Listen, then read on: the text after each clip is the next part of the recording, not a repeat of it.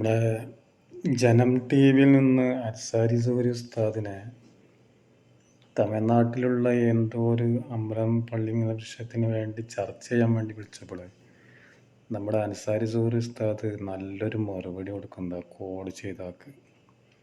ആ വോയിസ് ഒന്ന് നമുക്ക് കേട്ടാലോ. ഒരു കിടിലം ഒരു മാസം മറുപടി. ഇങ്ങനെ ആവണം ഈ ജനം ടി വി എന്നൊക്കെ വിളിച്ചാൽ കൊടുക്കേണ്ട മറുപടി. മനസ്സിലായില്ലേ? ഹലോ ഹലോ നമസ്കാരം. അഭിദീപാണ് ജനം ടി വി. പറഞ്ഞിട്ട് ഓക്കെ.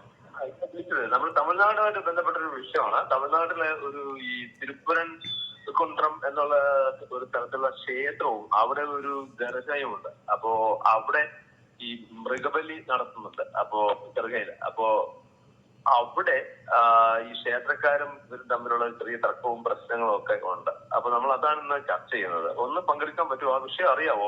ക്ഷേത്രവും പള്ളിയും കൂടെ തമ്മിൽ തർക്കം ഉണ്ടെങ്കിൽ അവർ പ്രാദേശികമായിട്ട് പരിഹരിക്കണം. നമ്മൾ പരിഹാരമാണല്ലോ വേണ്ടത്. നമ്മൾ 4-5 പേര് കൂടി ഇരുന്ന് ചാനലിൽ ഇരുന്നിട്ട് അങ്ങോട്ടും ഇങ്ങോട്ടും ഫൈറ്റ് ചെയ്താൽ അവിടുത്തെ പ്രശ്നം തീരുവ. നിങ്ങൾ ആ ചാനലിൽ നിന്ന് ഇറങ്ങിയിട്ട് നേരെ അങ്ങോട്ട് ചെന്നിട്ട് അവിടെ നിന്ന് ആ പ്രശ്നം പരിഹരിക്കും. അപ്പൊ പ്രശ്നം എല്ലാവർക്കും പ്രശ്നങ്ങൾ പരിഹരിക്കലാണല്ലോ വേണ്ടത്. അങ്ങനല്ലേ വേണ്ടത്? നമ്മൾ 4 പേര് അവിടെ നിന്നുണ്ട് നമ്മൾ നിലവിളിക്കുന്നു.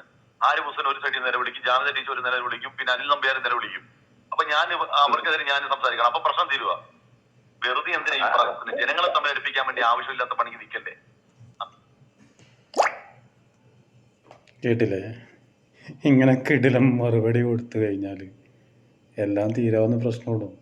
ഈ ജനം ടി വിയിലൊക്കെ പോയിട്ട് ബബ്ബബ അടിക്കുന്ന ഈ ഉസ്താദുമാരും അതുപോലെ ഈ ഒ അബ്ദുള്ള അതുപോലത്തെ കുറേ എണ്ണുണ്ട്. ഇവരൊക്കെ വിളിക്കുമ്പോൾ ഇങ്ങനെ പറഞ്ഞു തീർന്നാൽ അതോടുകൂടി അവർക്ക് പിന്നെ പിടിയുണ്ടാവില്ല. ഇത് ആ ജനം ടി വിയിൽ എന്ന് പറഞ്ഞാലും 3 സംഘികളും ഉണ്ടാവും, ഒരു ഉസ്താദും ഉണ്ടാവും, അല്ലെങ്കിൽ ഒരു മുസ്ലിം വിഭാഗത്തിൽ നിന്ന് ഒരാളുണ്ടാവും, അല്ലെങ്കിൽ 2 സംഘികളും ബാക്കി നിരീശ്വരവാദികളും ഉണ്ടാവും, അതുപോലെ ഒരു മുസ്ലിം പണ്ഡിതനോ ആരെങ്കിലും ഒരാളുണ്ടാവും. ഇതാണ് ജനം ടി വിയിൽ നടക്കുന്നത്. അവർക്ക് ഈ ഇസ്ലാമിനെ കരിവാരി തേക്കുക എന്നുള്ള ഉദ്ദേശം മാത്രമേ ഉള്ളൂ, വേറൊന്നുമില്ല.